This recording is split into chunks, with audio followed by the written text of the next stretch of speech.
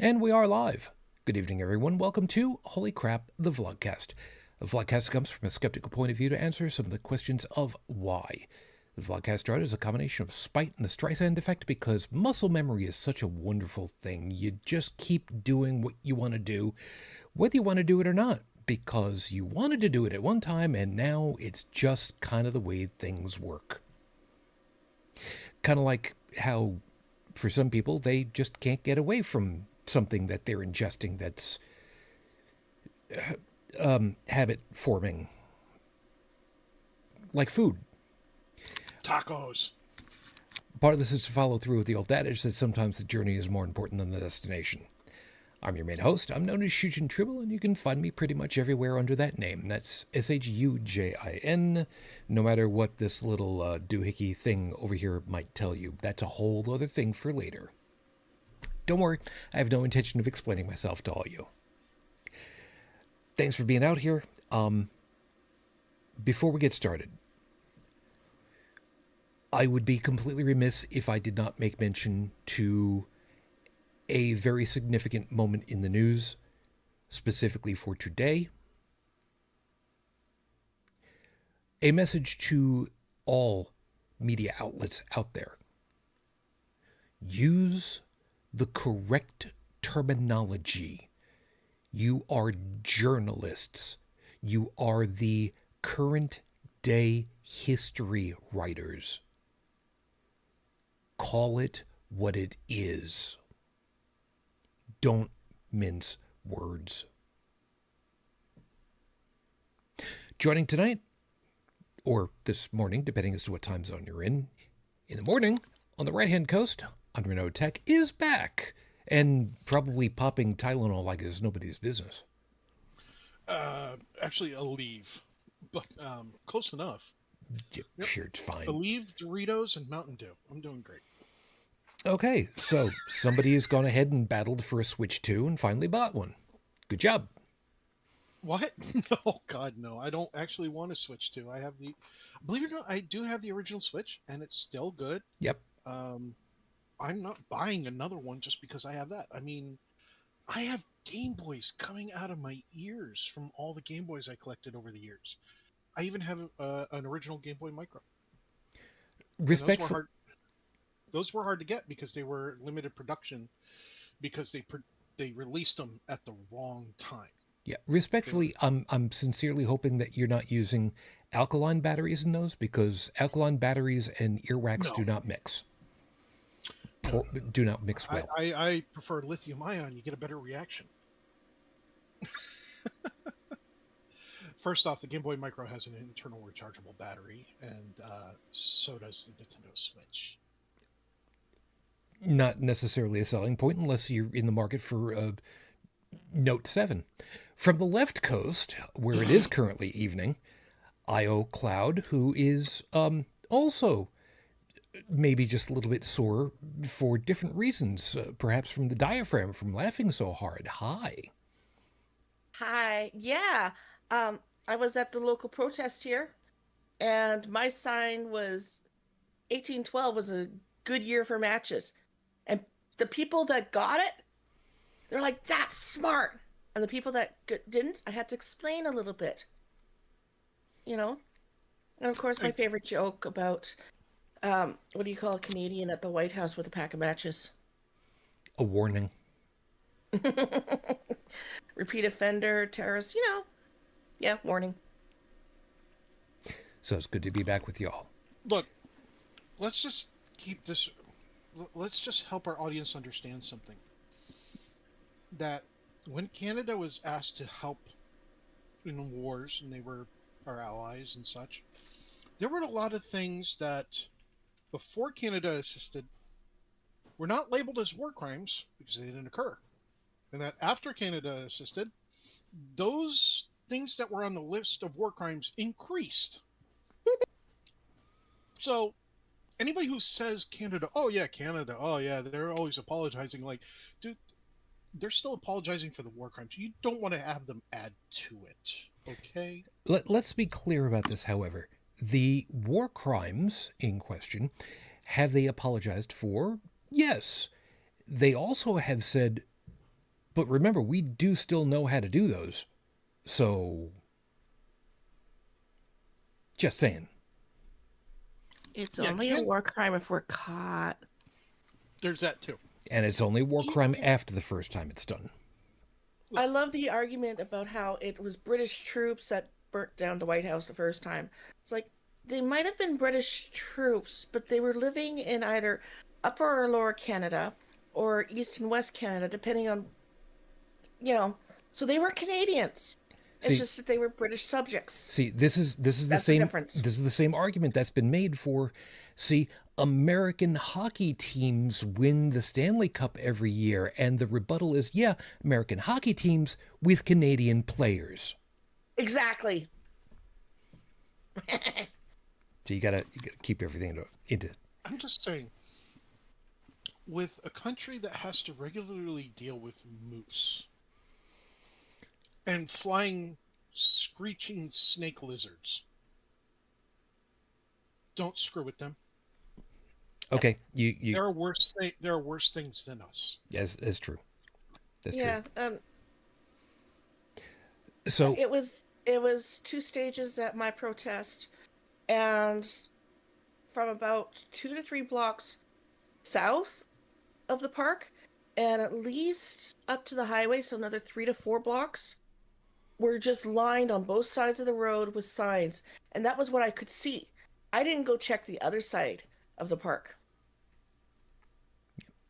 making sure that everybody understands. As of the recording of the show, which is the 15th of June, yesterday, the 14th, was the No Kings protest, or at the very least, the very first of them. It's entirely possible in the future there may be more, so it was the very first. It was also the tear up the streets in Washington, D.C. with tractor treads on mechanized war machines in the Capitol for no other reason other than to compensate for small feet and hands. Yeah, feet and hands. Small feet. That's what we're going to go with. It didn't go well. It didn't go especially well. Yeah, one of the shorts I saw, I don't know if it was on YouTube or on TikTok. It might have been probably YouTube, I think. I've been bouncing around since I got home. The look on his face, it was like he was a 6-month-old about to lay a log. Little Patty boy? Yep. Just the look on his face. It looked like he was grunting and groaning and trying to let something loose. And I'm all for that. Go ahead. Look all upset and disgusted and all that. Fair by me. So, as always, if you'd like to be joining us to comment on all these kinds of things and have a good laugh at, everybody else's expense, feel free to join us, because you can be over there in the live chat, because that's where it is on my screen, and it's on your screen that way too. So, Stephanie, good morning. It's good to have you over here. Who is also chiming in saying, here it is over here. I found a lovely posting on BlueSky showing the Vanity Parade versus the Freedom Parade. I have reposted it, of course. We knew we could always count on you. Well done. So yeah, it's been it's been an interesting couple of days, to put it mildly. The one piece I will let you guys know about is that I'm tired overall. Yes, that is going to be the topic for the 5 minutes in just a couple of seconds over here. This past week, because reminding you that, I work outdoors most of the time, and, it's fairly physical activity that I do. I dress for the weather according to what the weather report says, in the morning as I'm getting ready for getting out. And there are a couple of days where it said, well, for instance, Friday, it was saying that it was supposed to be a high of 72 freedom units. I don't remember what the conversion is off the top of my head. Like I said, brain's tired. About 20 to 22. Okay. So I dressed for what I figured was going to be comfortable and easy to manage. So I wore, as I usually do, just jeans, street jeans. 75 to 76 degrees later, with the humidity kind of creeping up just a little bit, I was no longer properly set up for the weather. So it's kind of drained me out a little bit. And the fact that we had a whole bunch of people who just ate up a whole bunch of volume because what they had were bags of big fluffy pillows, like throw pillows, that take up so much volume and give almost nothing in the line of weight to go along with it. So I had a day. Is what it is. Bottom line, I get done with my day. I'm safe. I don't have any bumps and bruises and cuts and scrapes and blood oozing anywhere. I'm good. And ditto all the rest of the guys that I work with. So, it's a good day when all is said and done. So if you guys are good, I'll move us along and we'll get started. Sounds good? That wasn't rhetorical. Okay. Appreciate it. So then we'll go 5 minutes on the clock. Your 5-minute freestyle is going to start now. Like I said, tired. Yeah, I'm tired. And it's not just from work. I mean, that's a big piece of it right now. I will personally let you know that, it's tough sometimes. Working outdoors is not an easy thing. Fortunately, I've got an overhang, so most of the day I don't have the sun directly on me. But unfortunately, because Buffalo is a rather north location, 44 degrees north, give or take, the likelihood of having the sun, bouncing its rays from the even blacktop into us under the overhang is kind of, it's to be expected. It just is. So even with the blacktop reflecting what little it's giving off, it's still a lot. And it saps you. You got to be keeping hydrated like crazy. And I'm not saying that because, it should be completely bleeding obvious, but it's because, need to remind everybody, now's the time to be, careful for yourselves. Me, I bought a big container of orange powdered breakfast drink mix. Depending as where you are, it could be any of a couple of dozen different possible brand names. By brand name, mine is Tang. For no other reason other than I can get it easily in a very large container. But beyond that, there's another piece. And it's not the physical part. It's the emotional. It's the mental part. And in some ways, that's even worse. I'm tired for a number of different reasons. But, it still astounds me that I'm 20 years a widower. It's one of those things that it's hard to realize. It's hard to conceptualize sometimes. I mean, obviously from the back end of it all, it's just been my reality for 2 decades. At least I had a customer just recently who had a bunch of stuff that he brought over, and I was the one that helped him out with it. And for him, it had been 2 years. So I was able to give him a little bit of guidance. I hope helpful. Sorry that I have to. Sorry that anybody has to. But if you're going to deal with it, at least somebody who knows what they're talking about and is mindful. But the other piece of it is being tired and not being happy about it. Because I want to not be tired about this. This whole political situation that we have here in this country, in the world, really overall. I want to fight more. I want to go out to every protest. I hit a lot of protests over the previous 20 years. And I'm tired. It's tough. It really is. And those people that have still got the ability, the drive, the motivation, the energy to keep doing it, more power to them.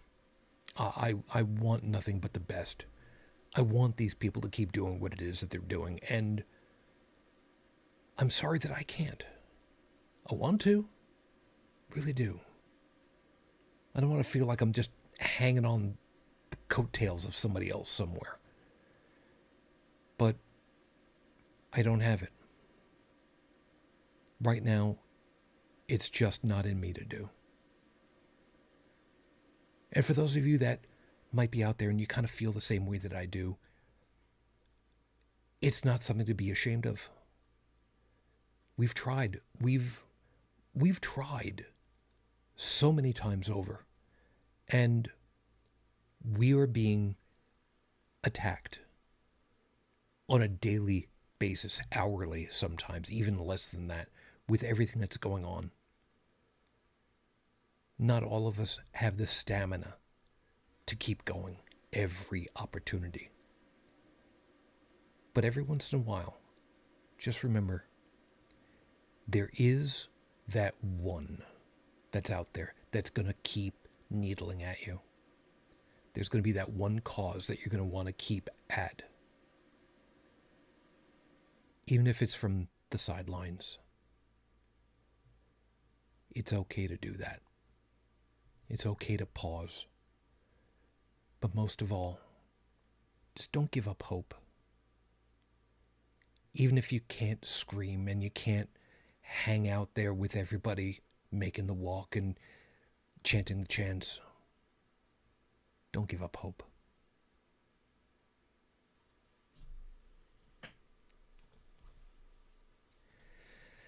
That out of the way, we'll go ahead and we'll take care of the horrible scopes because that's the time that it is. So for those of you that know what your astrological sign is, cool. Those of you that don't, you can make it up as you go along. We don't really much care how you go ahead and do it. But if you want to do it the fun way and get a D12, you can order one from the nice folks over there at Heart of the Game Fredonia.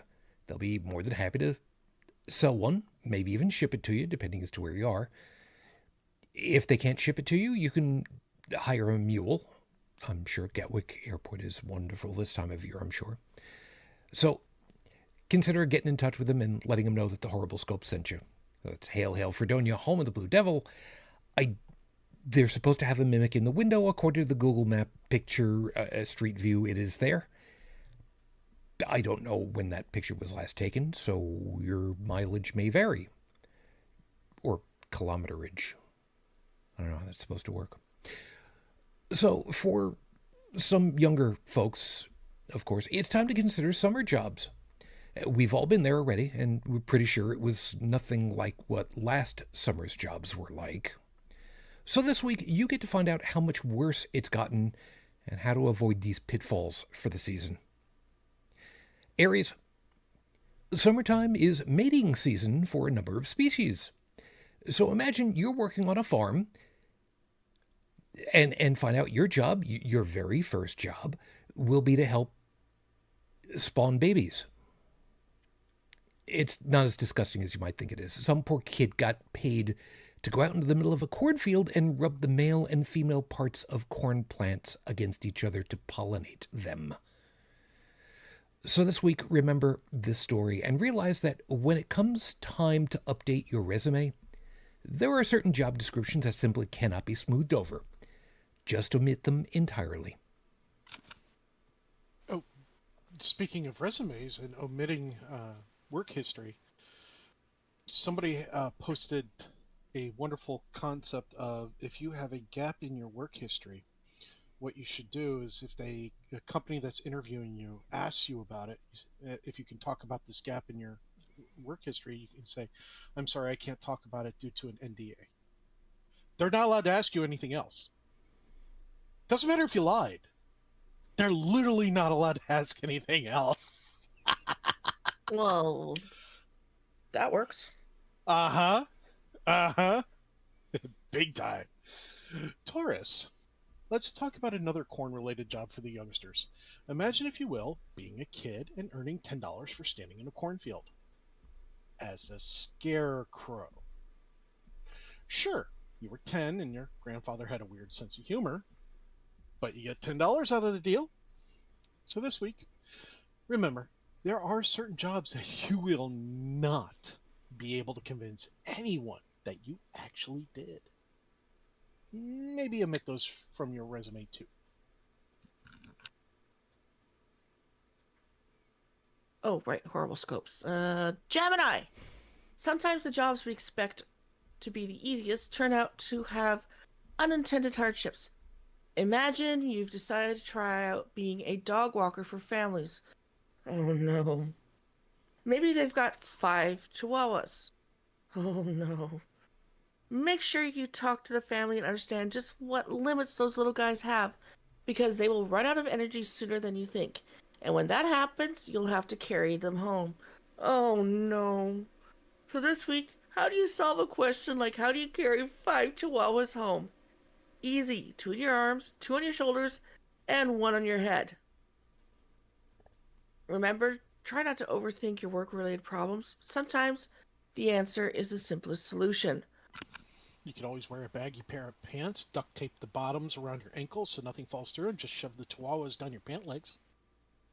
Actually, I saw a pair of pants from the early aughts, and they had big pockets, big enough to put backpacks into them. Yeah, considering my age, I was thinking hammer pants. That too. Go hammer. Go hammer. Some of you that are thinking, okay, what's a hammer pant? No, it has nothing to do with construction. Trust us. Look it up later. Cancer Moonchild. Cancer Moonchild. Not all feral animals live on 4 legs. Try babysitting 2 children that can walk and talk and reach door handles. Now let's say one runs out the front door and into the yard, while the other one goes out the back door. Which one of them do you chase after first? Well, joke's on you, because the little heathen will get inside, lock you out, then turn on the sprinklers. So this week, make sure your phone has some level of water protection so you can call for backup when the artificial rain starts. Then demand a raise. Although, look, if you're looking for an upgraded phone, that's a great way to go around it, especially if you can get the kids in on it. Leo, if you think child sitting slightly older kids is better, have we got bad news for you? Imagine a kid so oriented towards evil that this happens. They tell you they want to tell you a secret, so you lean in to hear what it is, and they stab you in the ear with a pencil. So this week, for what it's worth, we hear that the kid's in jail now. I mean, not with that ear, obviously. Just remember, there is always an unsafe zone around you. Protect it. Virgo, instead of children, let's tend to adults. Imagine working in a nursing facility, not fully sure about how everything operates, and accidentally pressing the wrong button at the nurse's station. Are there sirens? Nope. But now all the doors are unlocked. Which normally wouldn't be a problem, except this shift you're working in the dementia wing. Which means all the patients are now escapees! Escapees! So this week, work on your cardio and stamina, because it'll take you all day to round them up and bring them back safely. Oh, and maybe don't put this one on your resume either. Imagine doing that on the night of a full moon. That would be Oh, preferable because you'd be able to spot them easier. how to piss off a nurse or any other person in the medical fields. I hope your shift is quiet. No, because when I see medical folks come through, I give them the oath, may you have an otherwise uneventful next shift. By the way, that also works on retailers and people in food service. Food service people, I do that too as well. Libra. Sometimes working at a nursing home doesn't require you to do anything to have a bad experience. Imagine the 80-year-old woman accusing you, a 17-year-old on your first job, of stealing and wearing her adult diapers. The old woman didn't think that it was theft for theft's sake. Oh, no, that'd be too easy. Now, she thought the teenager was wearing them to make her butt look bigger so she could steal the 87-year-old boyfriend from down the hall who likes them thick. So this week, trust us, we think these stories sound made up too. But really, do you think anyone could have made this one up?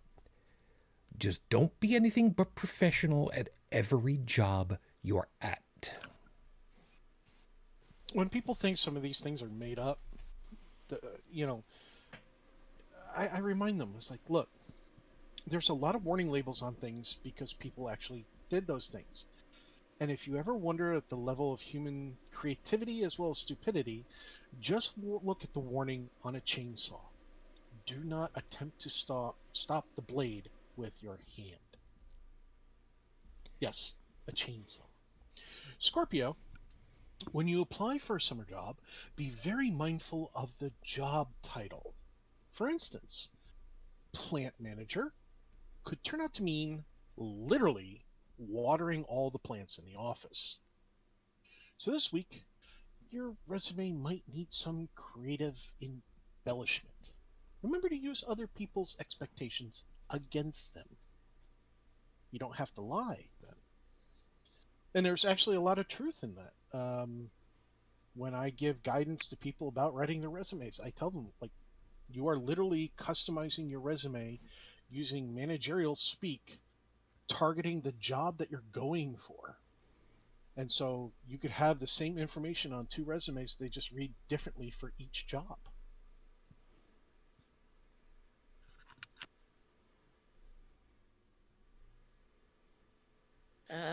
Sagittarius? Is that right? Yep. Yep. Okay, Sagittarius. Let's go back to dog walking again. But add house sitting with it. The family that trusts you wants you to house sit for them and take care of their elderly dog. It's a sweet old dog, loves nothing more than just curling up next to you on the couch and loves falling asleep. And it's a great job until day 2 and the poor dog dies in his sleep. Shoo, you made me read this? Yep. So this week, it would be unethical to replace an elderly dog with a visually identical one. It's still unethical to do it with a fish. Don't do it no matter what. Yep. I'm going to get you little fishies. Capricorn. Imagine you're working at an historic site. Okay, I can't do Marissa Tomei. Like to. Imagine you're working at an historic site where you have to dress as a bison so a horde of 5-year-olds can chase you in a make-believe bison hunt. I'm going to pause here for a second and remind you, in English, it is supposed to be an historic site. A-N space H. That's how English works, because English is weird. When they catch you, be careful of how heavy you're breathing, because one of them might still yell, "It's still alive!" and punch you in the face to finally kill the bison. So this week, buffalo, buffalo, buffalo, buffalo, buffalo, buffalo, buffalo, buffalo. And that is a complete sentence. Yes, it is. credit to anybody who can come on here and comment and tell us what it is without having to look it up. Oh, I had to look it up. Oh, you bet your butt I had to look it up. There's a Wikipedia I- page all on it. I know there is, but I was actually taught that sentence in school. Aquarius. I imagine wasn't you- taught that sentence. Huh? Nothing? You weren't taught that sentence? Yeah, I wasn't. Maybe I guess you didn't go to school in New York. Oh, I didn't put that in the show notes. I need to do that. Somebody remind me about that later. What, the buffalo Yeah. sentence? I need to put that in the show notes. Thanks. Okay, sure. Aquarius. Done. Imagine you're one of the hardest working child actors in Hollywood and get to work in 8 movies across 3 summers. And they're not just any old movies, but good-sized ones. Free Willy, The Sandlot, The Mighty Ducks, Kindergarten Cop, Problem Child, and Ghost Dad. Plus, you get to be in the Home Alone video game. But you're uncredited in all these appearances. So this week, if you think your summer job sucks, just remember that this is what happened to Kyle Pittman. That's real. That's real. Yeah. Poor kid got he was just credited on IMDb as Yeah. child. Like Home Alone. Uncredited. Yep. He was also, it wasn't just a Home Alone video game, he was actually in the Home Alone movie.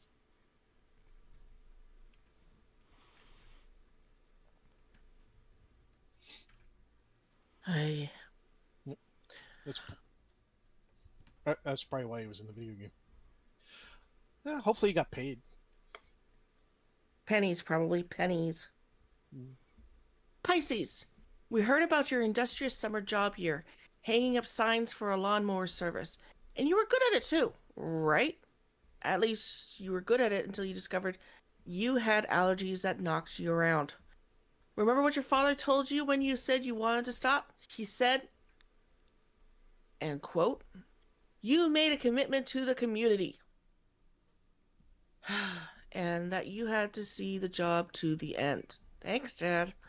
So this week, remember to drink your water, take your meds, and never operate spinny blade machines while tired.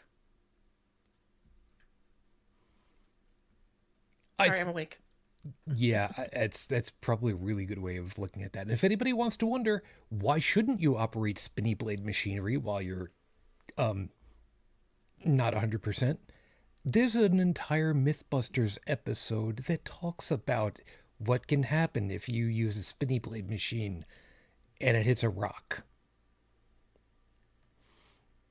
Those are your horoscopes for this week. Remember, if you like what you got, don't much care because you didn't exactly help me out. But if you'd like to, you can ask for something nicer or naughtier by asking, because vanity is part of the way that you can pay me. Or if you'd literally like to pay me, you can do that over at the coffee page.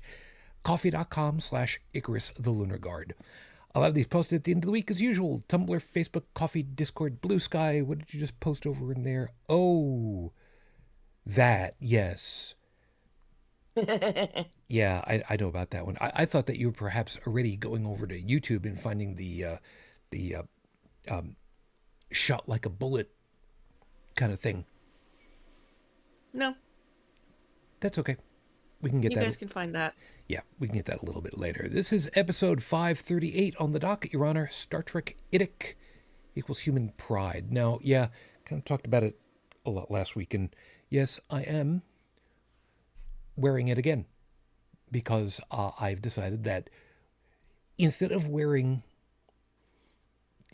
a symbol, rainbow, anything, this is my symbol because it's more than just pride. This is a philosophy for life itself. So as mentioned, we are currently in June, which puts us in the middle of Pride Month, where we commemorate, we celebrate, theoretically everybody does it, the entire LGBTQIA plus and more community. Why should it even be there? Well, simple. Because there are those who want to completely erase that part of the human species for no other reason other than it's not them. For all of you, we have 2 middle fingers that we'd like to share with you, but we're not going to do that right now because that would be gauche. But back 1968, when the IDIC symbol was first used on Star Trek, it was a thing.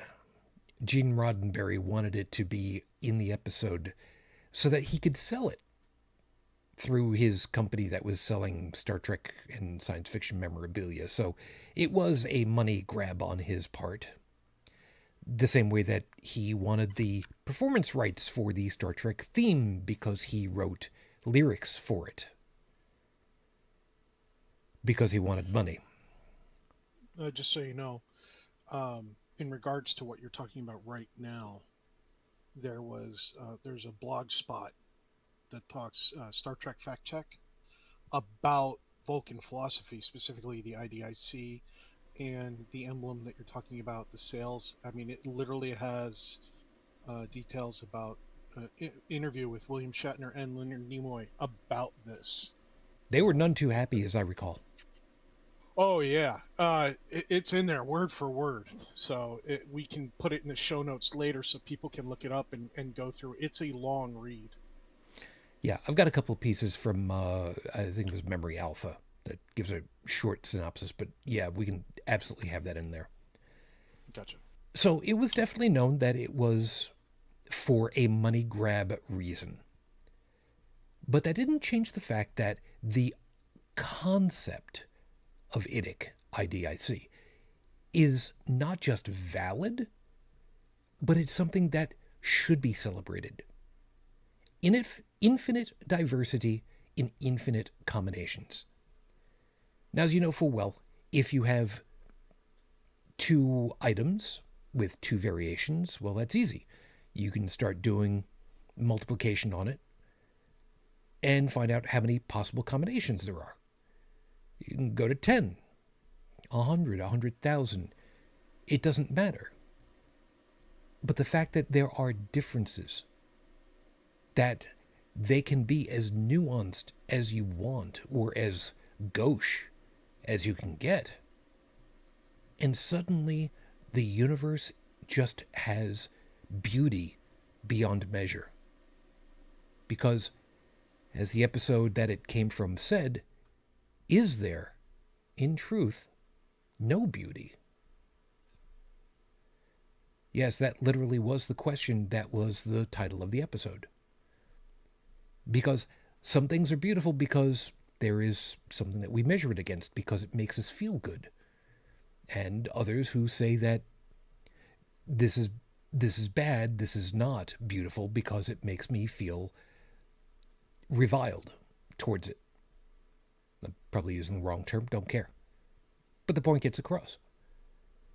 But some people like that. The gross, the morbid. There's some people who absolutely adore things like horror movies and everything that goes into them. Some people can't stand them for exactly the same reason. Is one more beautiful than another just because of that standard? And better yet, are there people who are just beautiful because they're different? So we're going to kind of talk a little bit on this. And I know this is really trampling really a lot more on what we did last week, but I wanted to deal with this from the aspect of the human condition, human culture, the Pride Month. Because, I mean, come on, man, what better opportunity? I do want to point something out, though, because I know I tend to play devil's advocate in my head. So I like to look at 2 sides of a coin. What would... Well, 3 sides of a coin, but yeah, I'm not going to squibble. Right. But you unfortunately, if you want to get in the mindset of somebody else, you have to learn to think like them. And I've learned to think like a lot of hateful, spiteful, mean people to try to better understand them. And I'm not... it's not a happy place. No, no, it's So not. one of the first thoughts when it comes to infinite diversity is the mentality of, well, um, if it's infinitely diverse, my opinion about people of a per specific community are bad just because they're part of that community needs to be included. And it's like, no, no, no. Infinite diversity doesn't mean that you take the hate, the bigotry, and discrimination and add that to diversity, because hate, bigotry, and discrimination do not add beauty to anything. They don't add diversity. They actually are negatives to it. If you think of it in terms of like numbers, diversity is 0 through infinite, okay, and all the numbers in between, okay. But hatred, bigotry, and just intolerance and such, that's in the negative numbers, okay. That takes away from the positive infinite, okay. You're trying to look at the positives in that infinite diversity. And so while someone may not like the fact that people are using pronouns different than what you're used to, considering we all grew up with 6 pronouns in the world: he, she, they, them, him, her, there's not that many to begin with. I remember, my elementary school teachings. I don't personally see the problem there, but they don't like it. It's like, okay, well, you don't have to like it for the diversity to be there, but to actively discriminate against it, okay, you're adding meanness and hateness and so on to the beauty that exists in the world.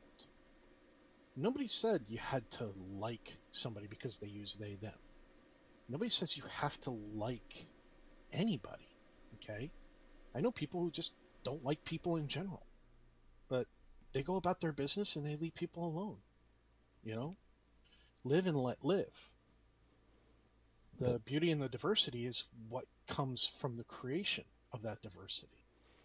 That's why we have so many wonderful things in the world around us, technology-wise, food-wise. Oh my God, food! You want to talk about a benefit of infinite diversity? Just look at the food options we have. Well, I mean, All right? it's kept Weird Al in business for a couple of decades, so yeah. Exactly. I mean, like, who would have thought? I have Doritos. I found a bag of Doritos at my local 7-Eleven today, salsa verde. If we had no diversity, I would never be able to munch down on this wonderful potato chip, or, well, corn chip. Okay? And it tastes delicious. But if we had no diverse foods, I'd be eating basically like a plain potato or a carrot or something. Don't get me wrong, I like potatoes and carrots, but this is delicious.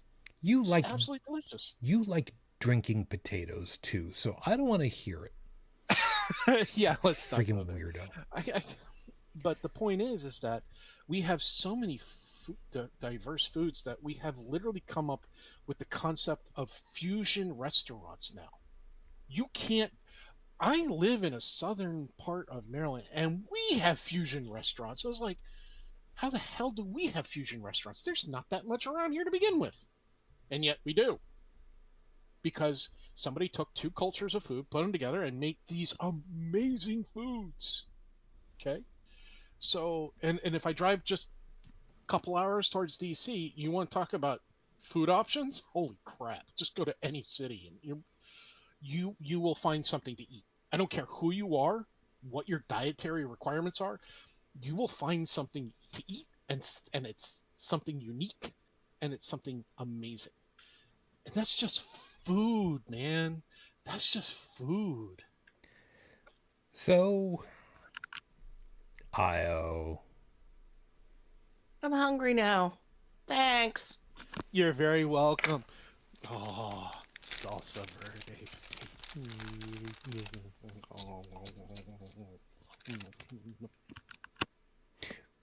Reminding you that the actor who was Captain Kirk was Canadian. You got anything you want to say about him? And we're not sponsored by Doritos. Mind you, if Doritos wants to sponsor us, or for that matter, Lay's. Lay's would be better. Lay's would be better. Lay's has all dressed chips in the States now. It tastes like shit. There's barely any spice to it compared to the Canadian version. Yeah. Anyway, I grew up as a Baha'i child. I was taught that it didn't matter the color of your skin, didn't matter the color of your hair, color of your eyes. We all bleed red. We're all the same human race. And, I'm down here, I'm walking around. I was at Disney the other day, and I see these 3 or 4 women, black women, with gorgeous braids. And we get to talking. And they're telling me that I should have braids just like them too. It's like, no. My hair will not deal with that hair, with that braid.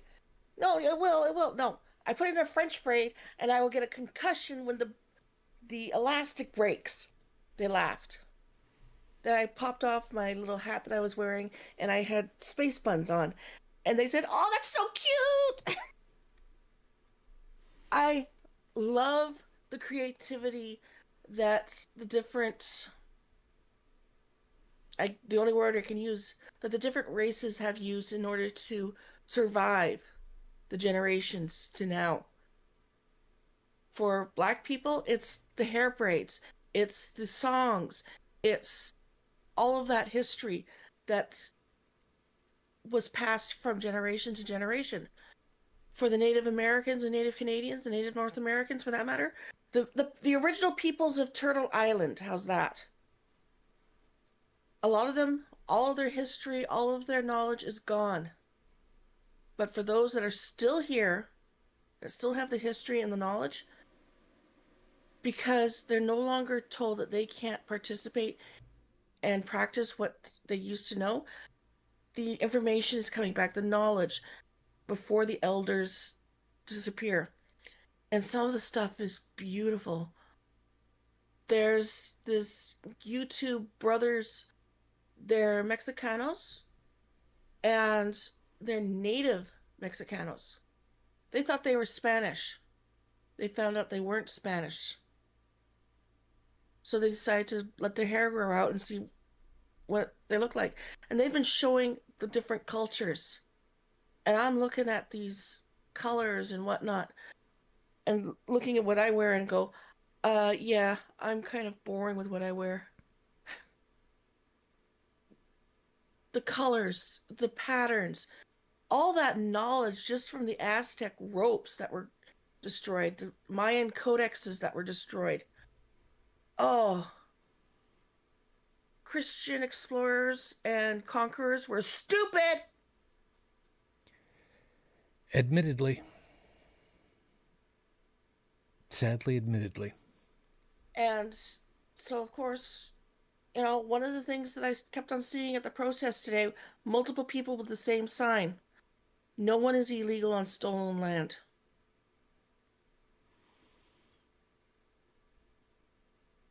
The thing about IDIC for me is that it starts off from the standpoint of the assumption that everyone wants to have good. And maybe that's these days a reverse cynical standpoint. We've seen people who just refuse to act in good faith. And unfortunately, that is becoming too much the norm. We've talked about it on too damn many occasions. But when you've got people who actually want to help others, who want things to work out well for each other, to help, to support, to that's when IDIC starts to truly blossom for me. Because you can go from a neutral point of, okay, what are the cultural things from history, the languages, yeah, the foods, the technological explorations. There are things that are bad, sure. I mean, we know it. So long as the history books remain unfucked around with, I'm going to get away with saying that one. We know that there are problems that have happened, but we also know that by and large, the curve is towards liberation. It's towards progressive values. It's towards helping one another. The grand scheme when all is said and done. Because otherwise, mankind, humanity, would have simply warred itself out of existence already. It's not to say that we can't still do that too. I know. And we've had a couple of times, and we've talked about it, where it took a single person to prevent it from happening. But it's beautiful to be able to see what there is.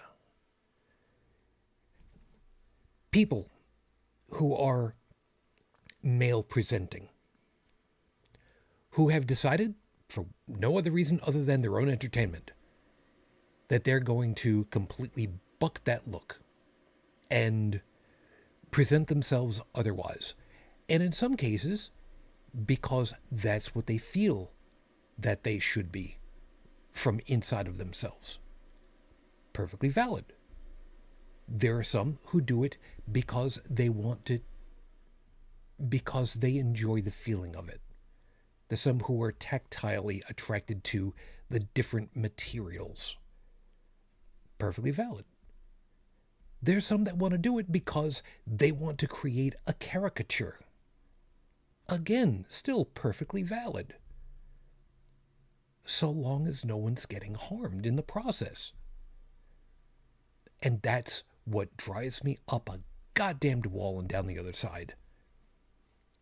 You have, for lack of a better term for it, guys dressing up as ladies. Sometimes classy, sometimes classy trashy. And reading to kids in what are obvious costumes for these kids, because ain't not a single one of them going, that's a woman, per se, the way that a kid would say it and conceive of it. Generally speaking, they'll recognize it for what it is. It's dress up. Is it hurting anybody? Objectively not.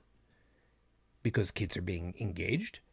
Kids are learning things. Kids are imagining things. Kids are exploring items in their own heads. Because humans, adult humans, have taken an interest in them. And they don't look like everybody else. But then they get to listening to the stories, and suddenly what the people look like who are reading to them goes out the window. It doesn't matter, because it's all about being taught, being read to.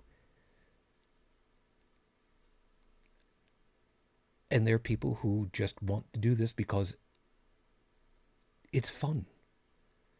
It's fun to teach. It's fun to watch these kids' eyes suddenly open up in astonishment of what they've imagined from some of these stories. Have you ever... Some of you have not read this book, and I feel bad for you. The monster at the end of this book with your furry, lovable old Grover. If I know we've linked to it before, we'll make sure it's in the show notes again. Just remind me to get that. It is a glorious book from 1973. I think it's when it came out. Something like that. It is the most adorable storybook. It is an amazing fourth wall breaking book for kids. It is so incredibly eye opening. It is mind bending at such a young age because the character in the book is talking to you, the viewer, the reader. And usually it's a kid, and it's not like it's huge words. It's accessible. It's also a hell of a lot more fun when it's an adult who decides to read it and does the voice. I found a YouTube version of it. Oh, did So it you can be read. then? Mhm. Oh, Animated read aloud. I hope they actually did the voice and everything. I hope they did. I didn't preview it. I just found it. I grabbed it. I'm gonna have to double check the. I'll have to clean up the link a little bit. I know Go the for the it. yeah the shortened, the internally shortened YouTube links are such a pain in the butt for me because they always muck around with it. Don't worry, I'll make sure it's all right so it doesn't crap out. In any case, but the bottom line is, teach everything, teach anything. You might not necessarily want to teach, you know, kindergarten and first graders the anarchist cookbook. I can't speak for everybody. I don't think that they would necessarily understand most of it, but they could learn things like don't play around with electrical things. That's safe. And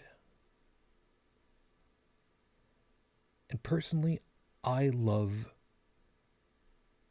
looking at everything to a degree.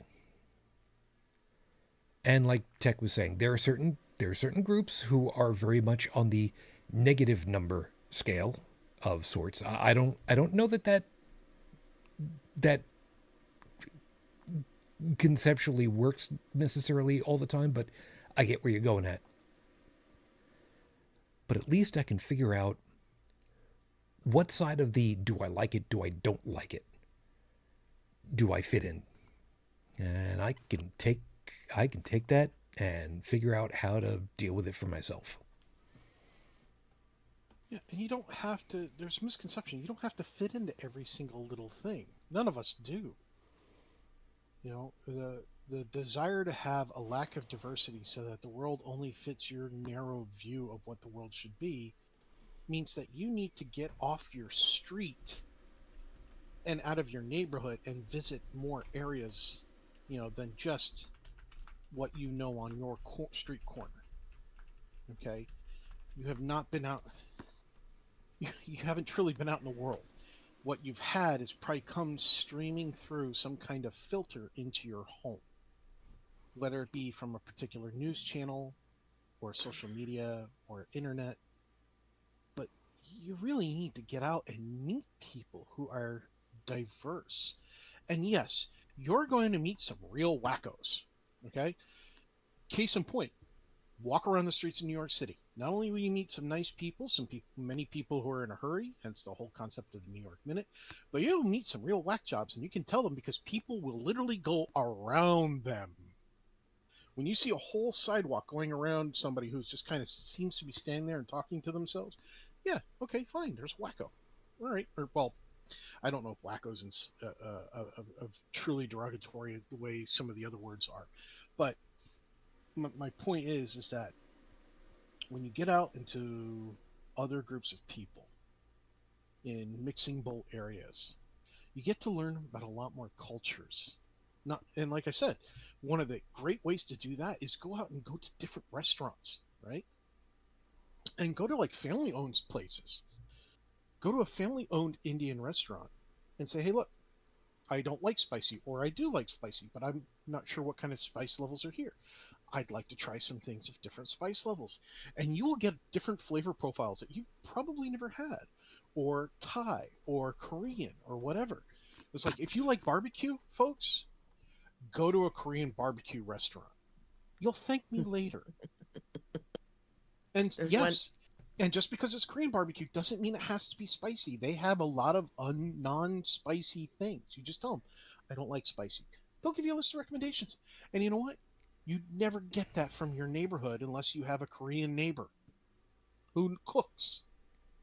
Yeah, but There is a as Korean barbecue near me. I mean, Anthony Bourdain, rest in peace, my man. He had it down, going around talking to the locals in their own environments, their own home neighborhoods, their own countries, and eating the food and talking to the people. And he had a very amazing view of the world that was built in his head by doing all these things. Granted, we all can't do this, but we do have access to the internet. There are so many amazing cooking shows on the internet, on YouTube alone, that can show you how to make just about darn near anything food wise, right? I forget what the lady's name. She does. She's she's just this wonderful lady. She does a lot of Korean food. She literally, her channel has been so successful at introducing the foods that she grew up with and how to make them in your own home, and even substitutions for things you can't get in some cases, that she was able to write and publish her own cookbook and present it in have what do they call that book stuff, when you release a book and you kind of are there with the publish at a bookstore or whatever, and you've got the book signing and all that. She was able to do a book. It's her channel's, I think, Maangchi, Maangchi, Maangchi. Go find it. Yeah, and yeah, I found her channel. There it is. Yeah, her recipes are just absolutely wonderful. And if you've never had Korean food, just watch some of her stuff. Find the one that you think would be easiest to replicate in your own home. Make it and go, wow. If you like it, you like it. If you don't like it, that's okay. You don't have to like it. That's the beautiful thing about diversity. Nobody said you had to like it. But if you don't try it, and you look at the ingredients and go, I don't like it because of the ingredients. But did you try it? No? Okay. Then that's like going, I don't like trans people. Well, have you sat down and talked to a trans person? No. Okay. Then there's a chance that you've actually talked to a trans person, never even known it, and they obviously didn't feel safe enough around you to tell you that they were. But there's plenty of other people out there who are willing to admit that they're trans and have a conversation with you. I'm very glad that you didn't ask if you tasted a trans person. I was Oh wondering if God, anybody just no, licked him up on their cheek. I wasn't going. No, I mean, no, I wasn't can just see it. You lick him up along your cheek. You're mine now. Look, I'm I just mean, saying. I didn't want to bring it up because if the prices in the grocery stores keep going up, and we live in a country with as many guns as we do, I don't think I'd trust my neighbors because I know I'm marbled. yeah, you could always bring back victory gardens. There was one thing. Lo- There was one thing I wanted to hit before we move too far past. A Doctor Who quote, and we've mentioned several of them through the years. God, I can't believe I can actually say that. Very specifically, this one from the Fourth Doctor, Tom Baker. The one with the scarf, the good one. Before My there very was first doctor. well, the good Baker. Some people know what I mean by that one. The very powerful and the very stupid have one thing in common. They don't alter their views to fit the facts. They alter the facts to fit the views, which can be uncomfortable if you happen to be one of the facts that needs altering. Again, say what you will about make-up stories and whatnot. There is a lot of truth that comes out of these things that we should really pay attention to a lot more often. I'm sorry I interrupted you, Ayo. Go. What? Doctor Who, the other quote that I like from Doctor Who is just because you gotta grow old doesn't mean you have to grow up. Wait, that was from And Doctor Who? I've been saying that for a long time. yeah, same doctor. I've been saying that before I met the doctor. Yes, well, this was also the same Yep. doctor that had to. Ooh. Some who do not know enough about Doctor Who are not going to understand the relevance of this. That specific doctor also had an episode that ended in silence. They only ever had, to the best of my recollection, one episode that ended in silence. Literally no background music. It was just the end crawl. And it was when they lost Adric. I remember that episode. Because it was an event in time that could not be altered.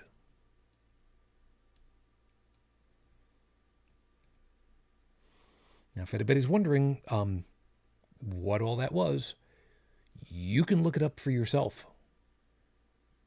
Doctor Who, Adric. You know what? Maybe you can see about. No, no. We're not going to include that. It's too not horrific, but That's fair.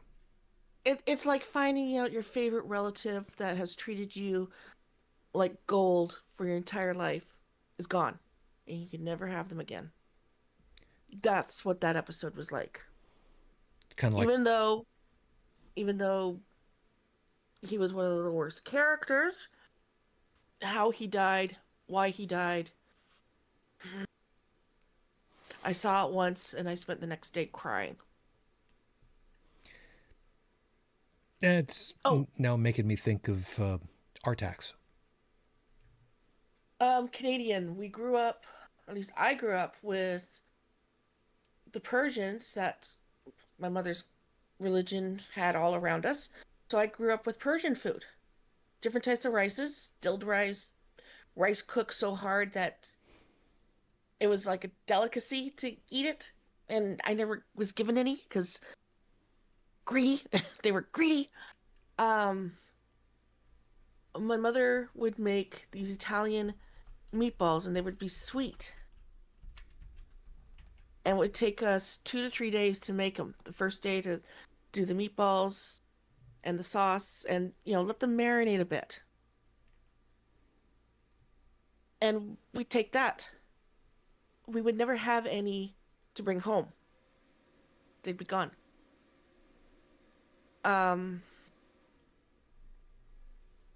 She was not that great of a cook. She had a couple of recipes, but she was not that great of a cook. One of her favorite recipes was tuna casserole. You take macaroni, make a layer of macaroni in the casserole dish. This is cooked macaroni. Put peas on top of it. Put tuna on top of that. Put Campbell's cream mushroom soup on top of it. Rinse, repeat. Put some chips on top of all that. She liked to put perfectly uncrinkled, uncrushed, perfect chips on her topping. I liked crushing up the chips, but that was me. That was one of her recipes that she was good at. And the way that she cooked some things made me wonder, why was she even cooking at all? Quit making me hungry. I'm going. There's a cake in the fridge with my name on it. But some of my grandmother's cooking. Oh Lord, that woman. Her Christmas spread. When you came over to her house at Christmas time, there was about 10 different Christmas cookies of different types. Little itty bitty circles, little squares. That woman, she started cooking for Christmas probably in July and didn't finish until Christmas dinner. But growing up, I could have pierogi one night, Italian the next night. Although my mother hated lasagna. I love lasagna, especially the vegetable lasagna. Um, Hamburgers the next night, pigs in blanket the night after that. Her favorite meal was taking whatever slab of meat that she could get and have me cook it until it was hockey pucks. And then she would say it was fine to eat. She didn't like well done, she liked overdone. I didn't mind it when we had to do that for um, pork chops or pork meats, because, yeah. Um, because I don't really like pork. But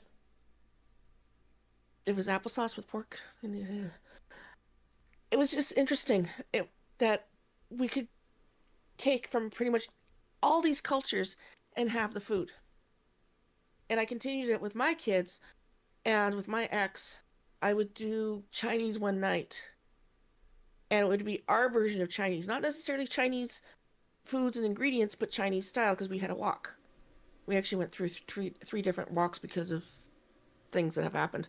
But we had the wok, we had tofu, we had chicken or beef, we had veggies, and it would be this big wok pot full of food, and it could feed the entire household. Sometimes 2 or 3 bowls too. Oh yeah. And that wasn't even touching the rice too.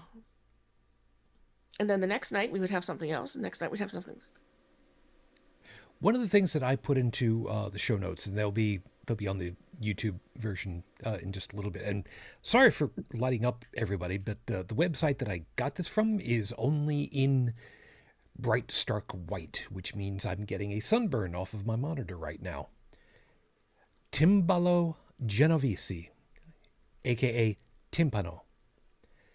If ever you wanted to go, well, how do you get infinite diversity in Italian? Timpano. You just put stuff into a shell of pasta, and then you bake it as if it were just a giant cake for a while. And I've not myself had one before, but it is absolutely amazing for me to look at. There are a couple of things I don't want in there, but it's various pastas. You could have meatballs in there. You could have sausage in there. You could have hard-boiled eggs in there. You could have various cheeses in there, tomato sauce. It's basically just a pasta cake. There's no other way to describe it. And honestly, I look at this, seriously, pull it up and take a look at that. The first slice that's taken out of this thing, I don't know if it should be eaten cold or hot. Seriously, that's how good it looks. I'm hungry. And let's also remember that by technicality, Big Macs are lasagna. By technicality. I'm hissing at you. I hate that. Don't look at me. Don't look at me. I will find Big Mac equals lasagna pirate software text-to-speech. I will find that and I will make sure that's in the show notes because I didn't come up with that. Somebody sent that over to Thor over there at Pirate Software as he was streaming one time and came up on his text-to-speech thing, and he basically had to think about it for a little bit, and he's just like, I don't know how to argue with that. I can't argue with that. The logic checks out. I don't want to think about the logic. Yeah, that's fair enough. By the way, Lexa chimed in just a little bit ago. Hello.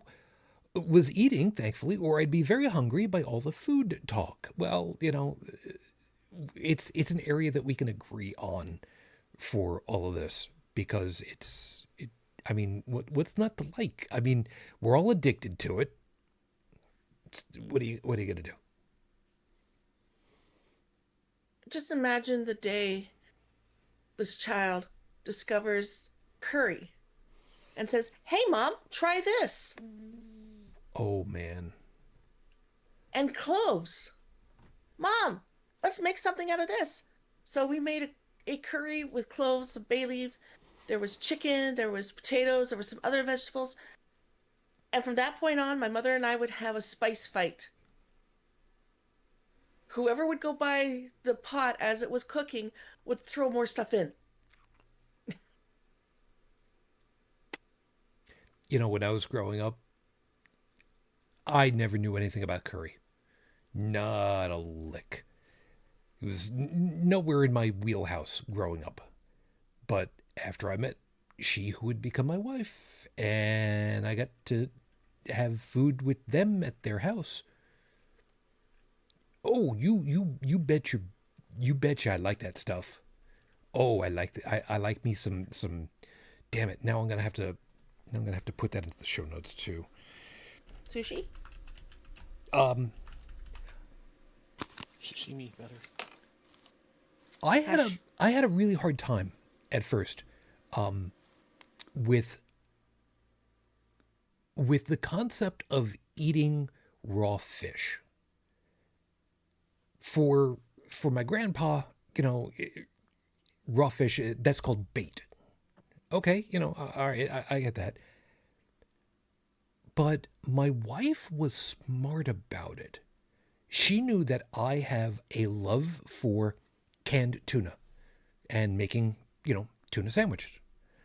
I don't want to call it tuna fish sandwiches anymore because I don't call it anything else. I don't say. Anyway, she was smart because what she got me to do was to have the rice and take, tuna out of the can, drained, of course. Water, not oil, people. Don't do that. Be nice to yourselves. And put the tuna on the rice, wrapped it with seaweed. Try this. It's not the same texture, but it's the flavors. And that's the important part. Start here. Okay, well, I mean, I got no problem with any of this. The seaweed was a little weird for me because, for me, seaweed was stuff that you plucked off of your fishing line. But, okay.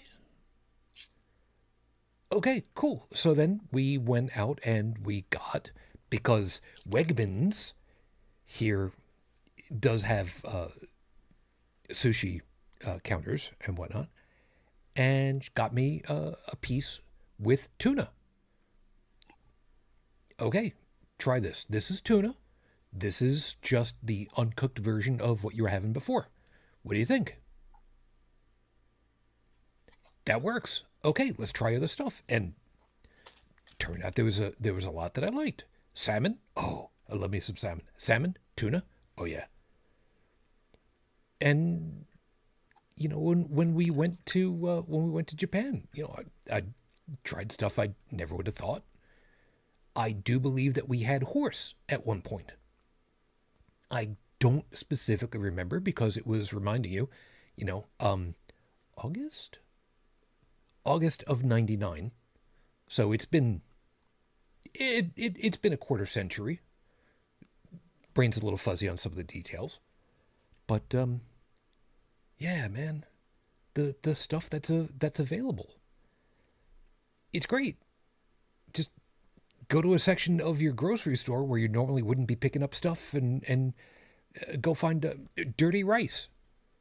You can find stuff, different types of rice. I grew up on instant, Uncle Ben's. Man, I will never do that again. I would not do that. I won't. I grew up on Uncle Ben's too, and I learned how to make rice properly.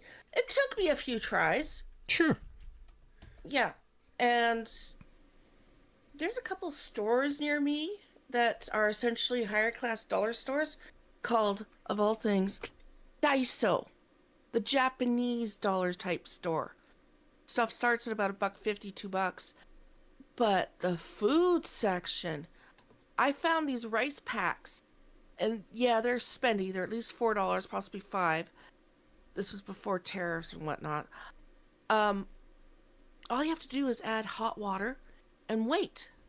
And they cook up into those rice triangles. Get some nori from one of those nori packs.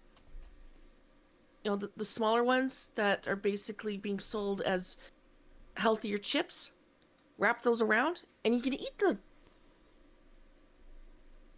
And of course, Hubs told me that I found the most expensive way to have rice. And I looked at him and laughed. It's just one little of those triangles that you get. That's it. But it's portable, and you don't have to use boiling hot water. You can use cold water. It just takes 15 to 20 minutes for the rice to do its thing in the package. And it is yummy. And then there's the other types of nori. There's a seaweed that's little itty bitty, I want to say shavings of seaweed. Yep, that's a good way of putting it. I like sprinkling it on my salads for the salt. If you like that, get furikake. Furikake is the rice seasoning, and it's typically a mix of sesame seed, sugar, salt, and flaked or shredded, minced seaweed. And the flavor combinations can enhance just about darn near anything you put it on. I mean, I've actually put it on macaroni and cheese to enhance the flavor of macaroni and cheese. I was very surprised. I was just like, yeah, well, I wonder what it would taste like. And I gave it a shot, and I was like, wow, it adds texture to the macaroni and cheese, which is soft and creamy, but now it has a little crunch in it from the sesame seed. It has the extra flavors added to it, which act as flavor enhancers. And then I tried doing other things with it. For example, I made a ham and cheese sandwich. This is as American as you can get. Ham and cheese sandwich with either mayonnaise, mustard, both, whatever. Some people like it with ketchup. Not going to judge. You know, I'm not going to yuck somebody else's yum in that respect. Oh, I will. Well, no, I won't, because depending on the brand of hot dogs, sometimes you need ketchup. Okay? Mm-hmm. Well, yes, but I'm sorry. If you want to go ahead, you want to make a ham and cheese sandwich and you want to put ketchup on it, just replace the ham with a burger and just be done with it, man. Come on. Just commit to the bit. Hey.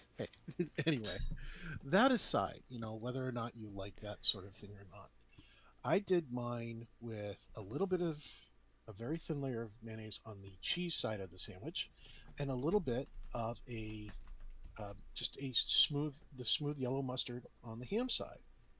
But I also sprinkled a little bit of just a regular ordinary furikake on there. And it added crunch to the sandwich. It added flavors to the sandwich. I was very surprised.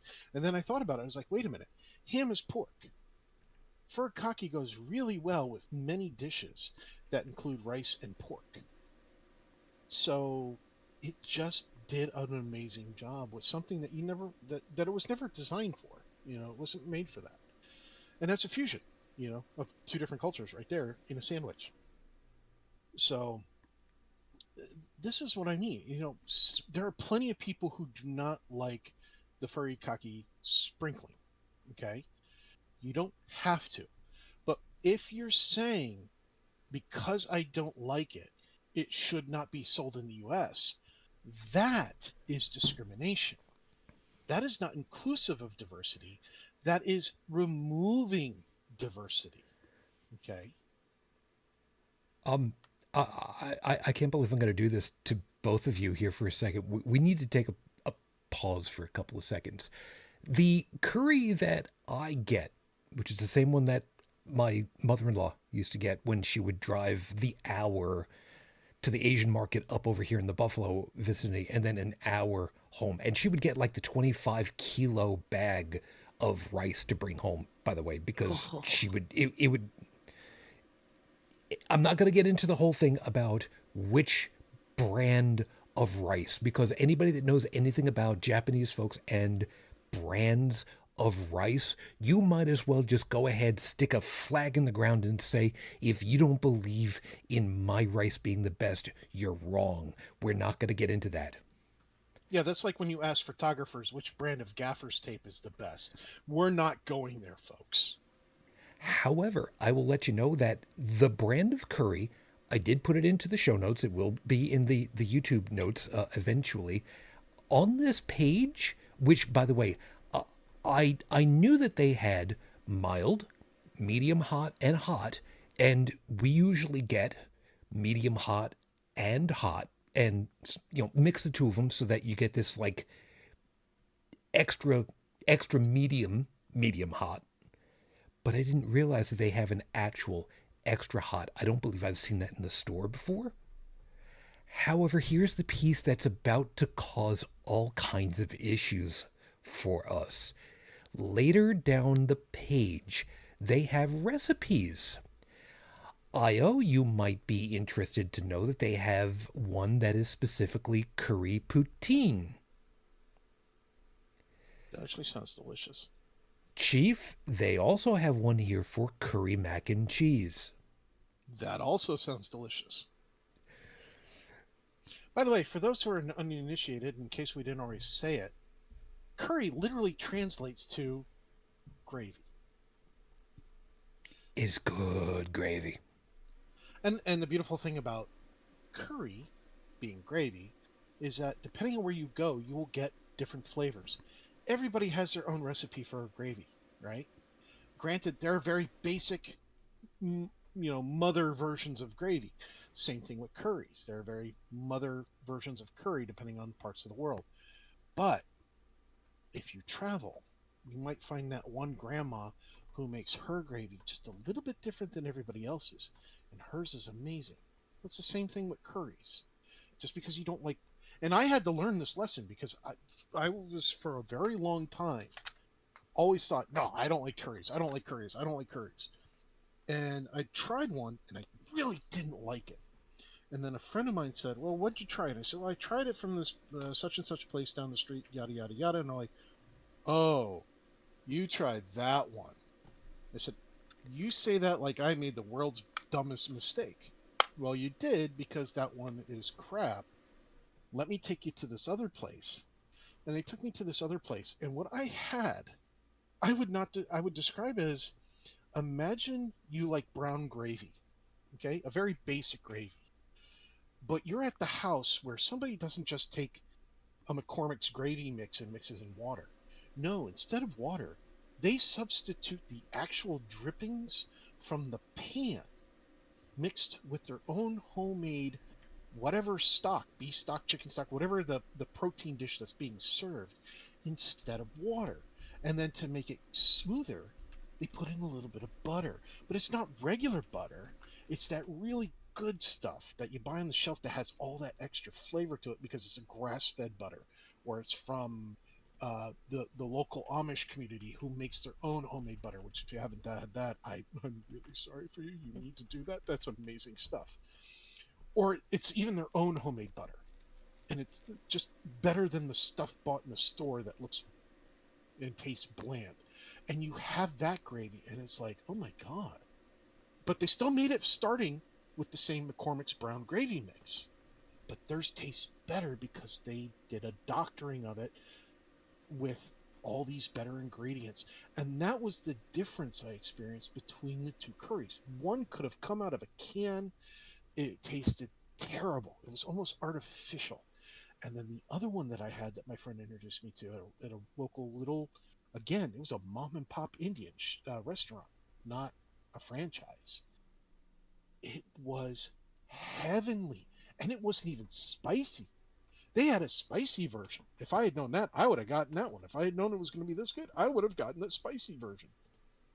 Okay, the curry poutine, Mm-hmm. that seems to be an interesting Bharat and Canadian fusion.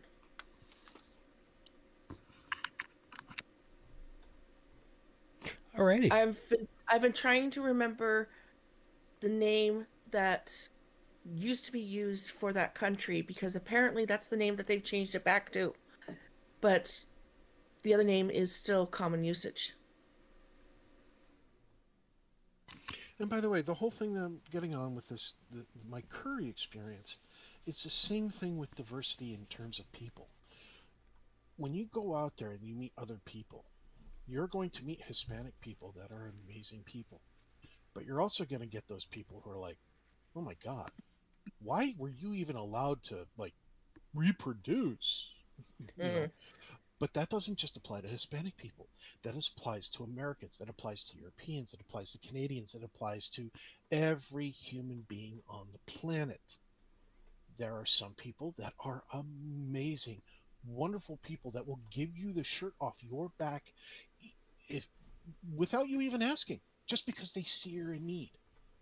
Other ones will wait till you ask because they don't want to make assumptions.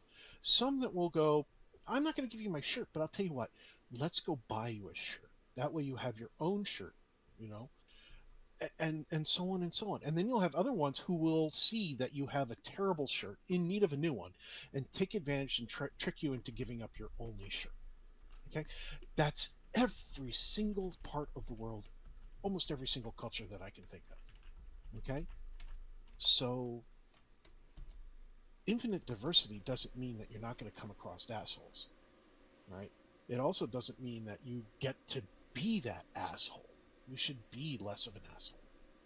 We should do as little harm and as much good as possible. Will Don't we be a dick. yeah. Will we eventually do harm in the act of doing good? Yeah, it happens. And the only thing you can do really is say you're sorry, admit that something happened, also admit that that's not what you were trying to do. Hope the other person is like you and understands that you were coming from a good place and accepts the help to correct the mistake, assuming it can be corrected. Okay? But the thing is that we can't go through life going, well, this person is from this community and they hurt me or they said something bad or they did something I didn't like. So therefore, everybody who's a member of this community is a bad person and they need to go, right? Like the drag queens that were reading books to children.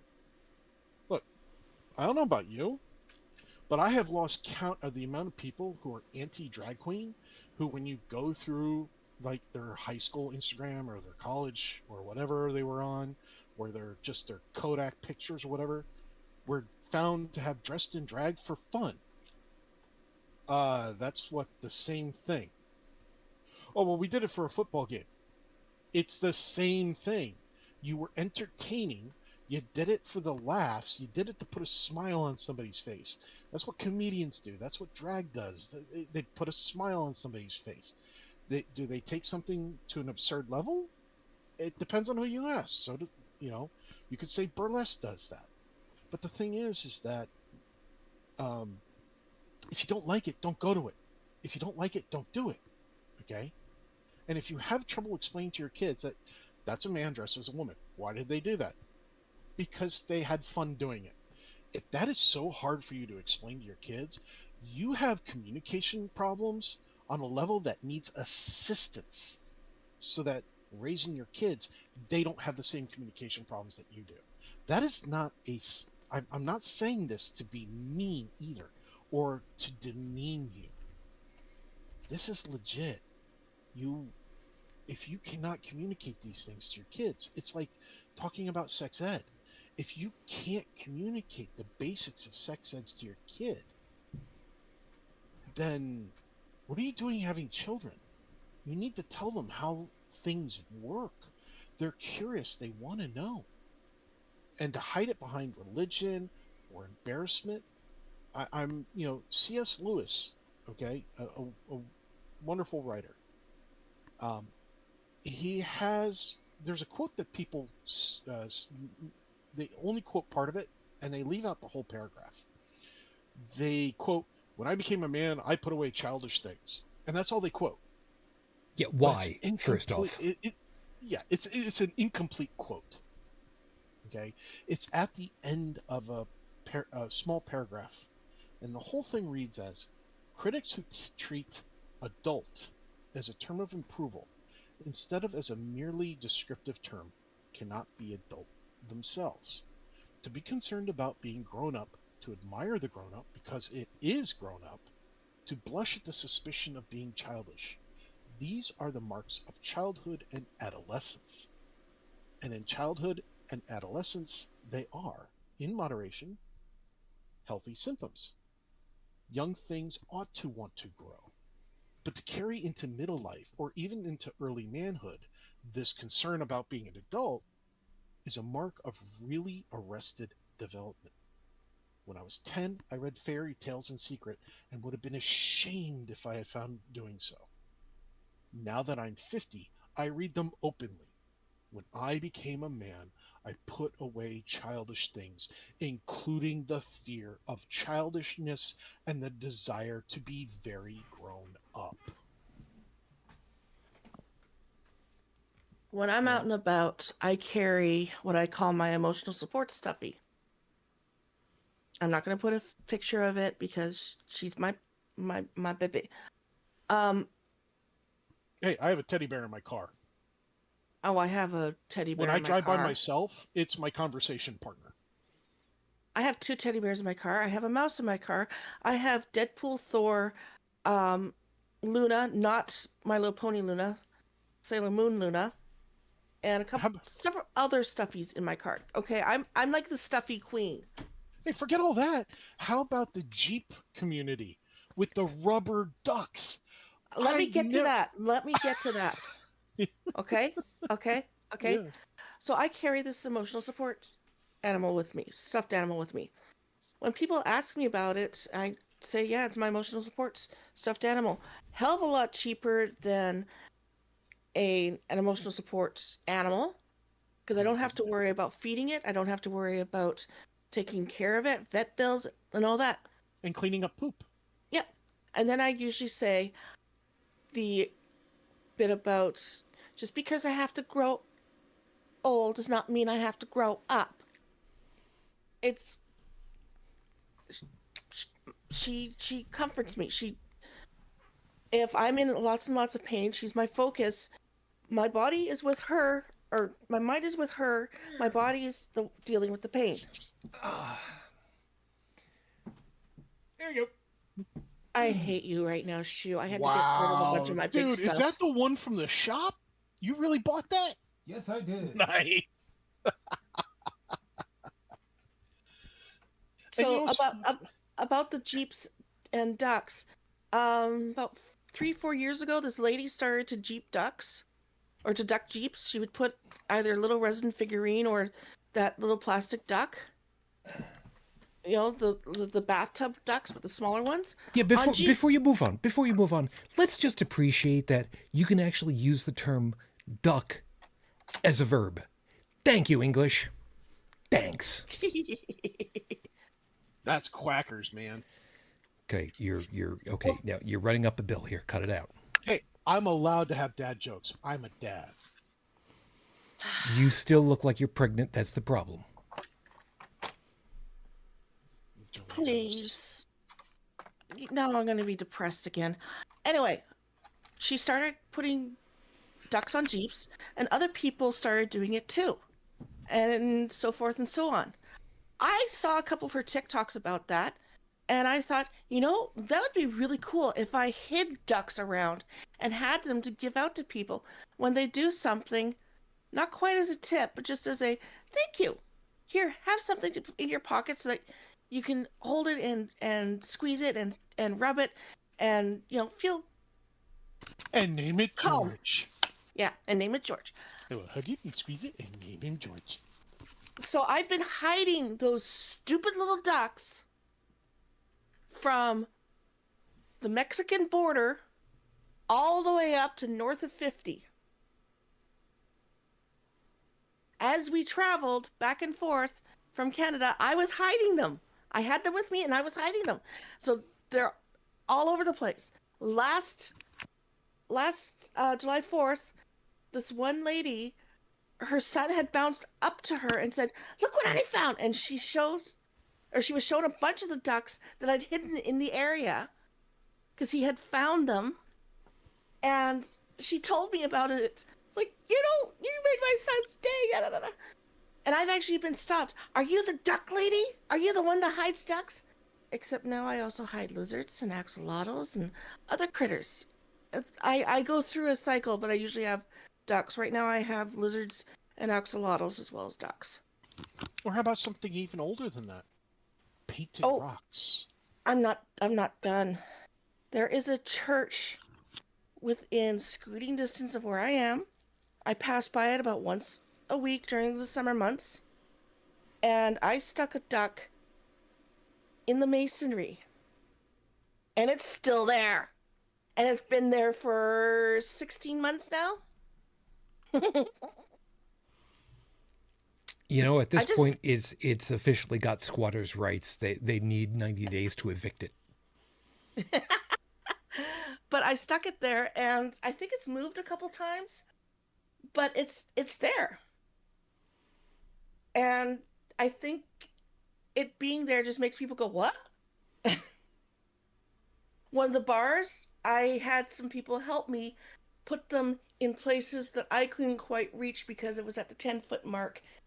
And so I had some really tall gentlemen stand on a chair and put stuff up for me. So yeah, it brings me chaotic joy, and I've checked with the local PD, and technically it's vandalism or littering, but because it's meant to bring somebody joy and it's removable, it's not illegal. It's that little bit of gray area. Yeah, and just be careful, not you specifically, but anybody in general who thinks of doing this sorts of thing. Just be careful where you're doing this because, you don't want to start leaving little packages lying around like federal buildings and such because it generates the wrong impression. Okay, even if there's a rubber duck inside, we live in a world where people have put really nasty things in suspicious packages and left them in places in intent to cause harm.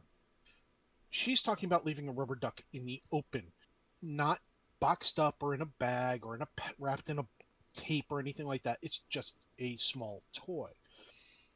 That being said, I know with 3D printers you can print anything you want. Do not go and print a Super Mario Brothers Bomb toy and leave it outside the federal building. It gives the wrong impression. You want to print up one of the mushroom people or Bowser or Mario himself, that's a different impression. Okay, um,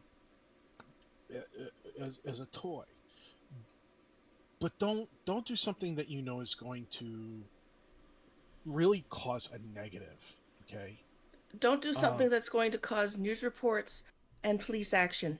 exactly. Um, and this goes back to you know being diverse, inclusive, and everything else. She's doing something to cause positivity, not negativity.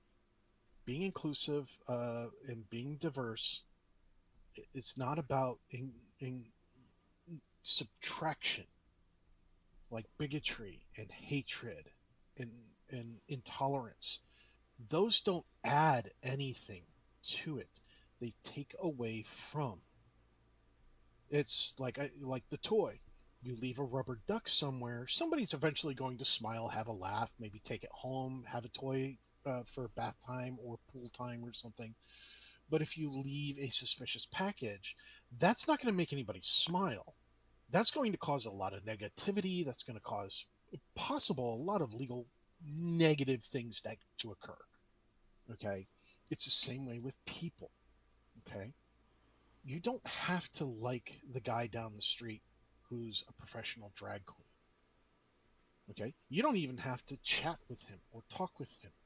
You don't have to anything. Okay, but that person is doing something that causes smiles. Your mentality of, well, he's causing harm to children. No, he's not. If a child is inquisitive about that, your being unable to communicate with said child is the negative. Okay? That doesn't mean he harmed you. It means you lack a particular skill set.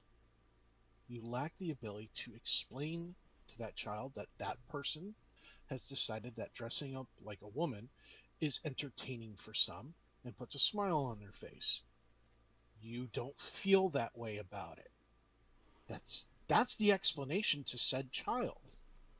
You know, when you have children around you and they ask questions, you learn what's really important in the world.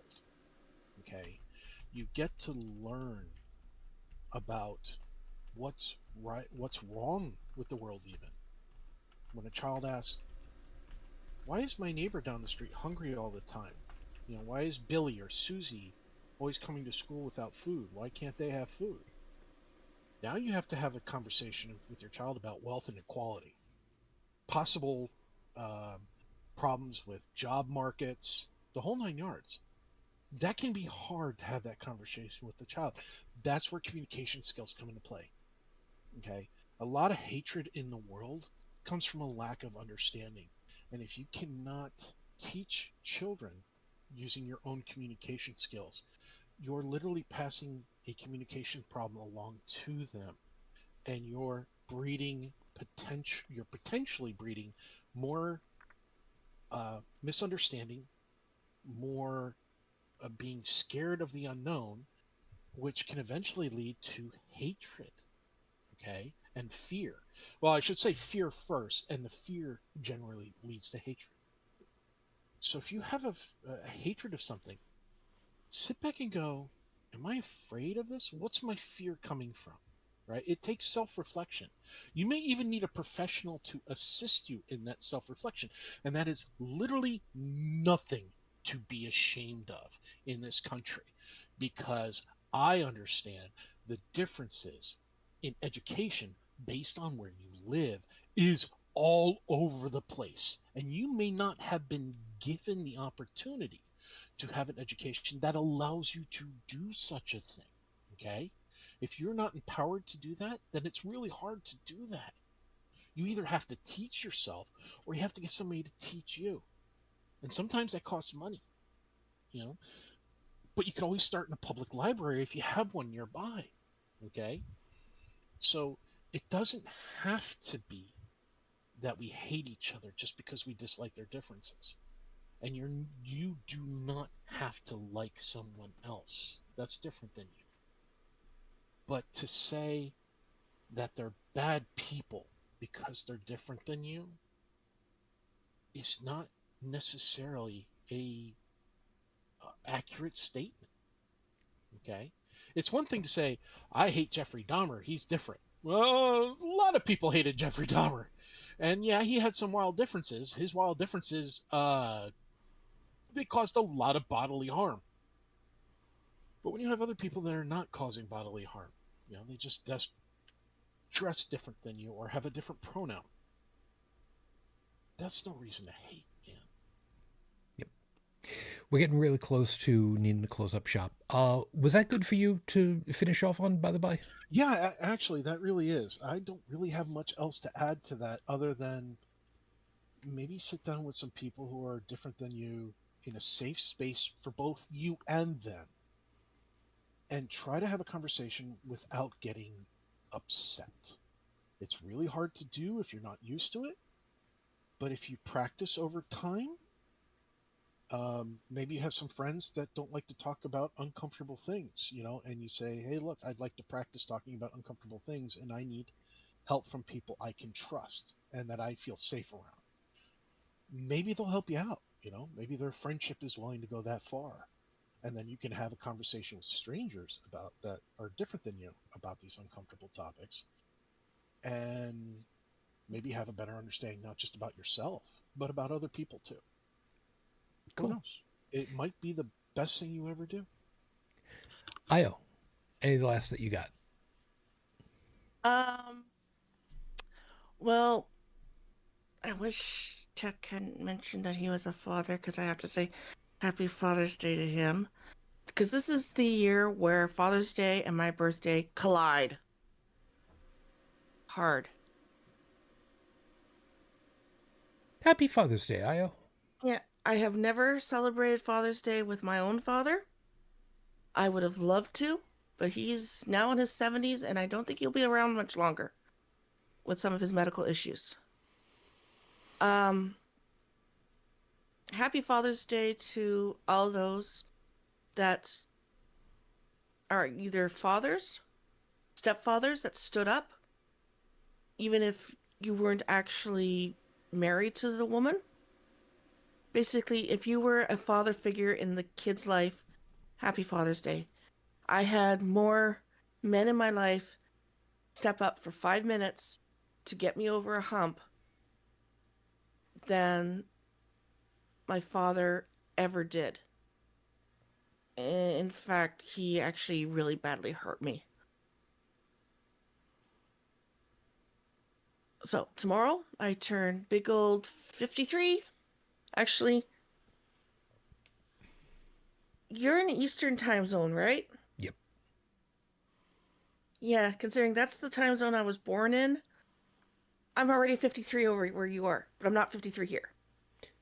Go figure that out. Yeah, but you were born up Canada, so it's 30% difference, I think, in time zone, so don't worry about it. Yeah, bite me. The No Kings protest was fun.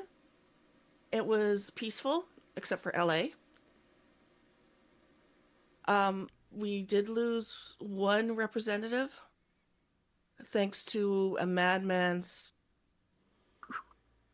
craziness today, the shooting. So, I was really worried about stuff going south at the protest I was at. I was there until it ended. I was on my way home as soon as the police showed up, and the police showed up right at 7:30 when we were supposed to disperse anyway. But even as I was leaving, it was still going on, and it was still partying in the streets up to 7-8 blocks away. So I hope more protests happen. I hope his lackeys realize that, yeah, maybe we should actually find JD and either impeach him, or was it Article 25? Don't recall. Or the 25th Amendment or something like that? Brain's a little foggy at the moment. I don't recall. It's the amendment or article in the Constitution about removing somebody who's no longer fit for office. Sure, we can track that down easy enough. Yeah. Stay safe out there. Keep the protests up. Call him Taco. He hates it. And basically stay safe out there. Oh, and Stephanie was wondering what was the art center that was illegally taken over where he was booed. I believe it was the Kennedy Center for the Performing Arts. And I think it was Les Mis that was performing. Les Miserables. And that one song that basically says "Bye, dictators." Yeah. To kind of go along away from the food for a second, tying together IDIC with pride. It's not exactly the same thing, but those people that have got a problem with men cross-dressing, well, why they do it is entirely up to them. Could be because that's who they feel who they are. It could be because they enjoy the feel, because they like the fashion. But there's also that small thing about people just making a living. 1959, the movie Some Like It Hot. Tony Curtis and Jack Lemmon, who were cross-dressing because they were struggling musicians trying to escape gangsters. Blake Edwards had Victor Victoria. M. Butterfly, a love affair between a French diplomat and a male opera singer who takes female roles. The Drew Carey Show. Drew's brother is a cross-dresser. Robin Williams, Mrs. Doubtfire. Dame Edna, for crying out loud. For those of you that don't know who Dame Edna is, shame on you. And for those of you that might be in an area that absolutely adores, there's also Dr. Frankenfurter from the Rocky Horror Picture Show. Cross-dressing is a plot point in pieces by Shakespeare several times over. There are... Let me try to find a couple of them over here. The Masquerader from 1914, for crying out loud. 1915, the movie is called A Woman. Charlie Chaplin's character dresses up as, quote, Nora, in order to spend more time with his new girlfriend, Edna. Yeah, we can say a lot of bad things, about negative things about Charlie Chaplin, but yeah, it was for comedy, but he did it. And it was taken on. There are just uncountable moments of people doing exactly that for no other reason other than they want to. And when all is said and done, that's the only answer that matters. Because I wanted to. And if you're not harming anybody else, what difference does it make? And for you sons of it who want to go ahead and say that these people are harming our children, I have two words, just two, and they can be said in any company whatsoever in a completely G-rated space, no Deadpool needed. Prove it.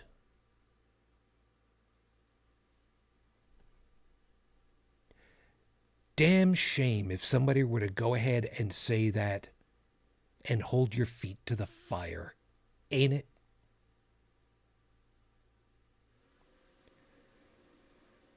I gotta call it a night.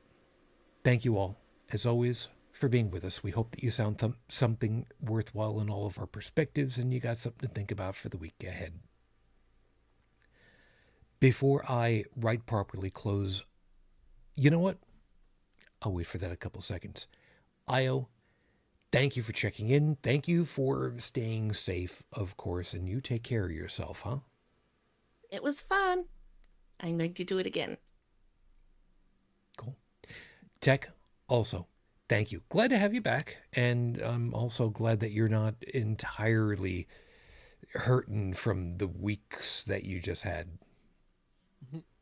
Yep, no, appreciate it. Good to be here. One of the reasons Brigid couldn't be with us right now is that her area is under some serious water logging, is probably the best way of describing it. So we're kind of waiting to hear how things go for her. If you want to drop a message over in the Discord for her and, let her know that we're thinking about her, that'd be wonderful and greatly appreciated. You guys over there in the chat, of course, that'd be Lexa and Stephanie and Io. Yeah, it's Io over there too. Thank you. Of course, as always, good to have you. Please take care of yourselves. The one last thing that I was going to drop for you guys. I've had questions in my head. I don't know if it's impersonator syndrome or what, but I've really questioned whether what we do is worth continuing with the show. So if there are folks that you think would benefit from being able to be with us, checking us out, leaving comments. I'm not going to do the whole like, comment, subscribe, share thing. No, that's not the purpose. But those of you that do take a little bit of time to check us out, to listen through, and I know for most folks, they're not going to just sit and listen to a 2-hour set. I know that. Just, if nothing else, just drop a little something to say, thanks for doing. Because, believe it or not, that will make all the difference in the world. I'm not trying to get us any kind of notice otherwise. But it'd be nice to have a little bit going on. More appropriately, a little bit more. So, thank you all. As always, please be careful. Do not be drinking and boating. It is that time of the season. You want to get drunk on dry land and fall over? Cool, you bump your head. You fall over drunk out of a boat, the water will swallow you whole. You will become a statistic. Please do not do that. We want to have you back again sometime soon. So, as always, until the next time we're together, I wish you all the peace I no longer have. I wish you the strength that I've learned. I wish you well. And of course, as always, my lady, it is, as I said earlier, 20 years on. And as always, I am still in love. Not today, Fujin. I love you. I miss you. Dream of me. Till the next time we're together, everyone. As always, good night.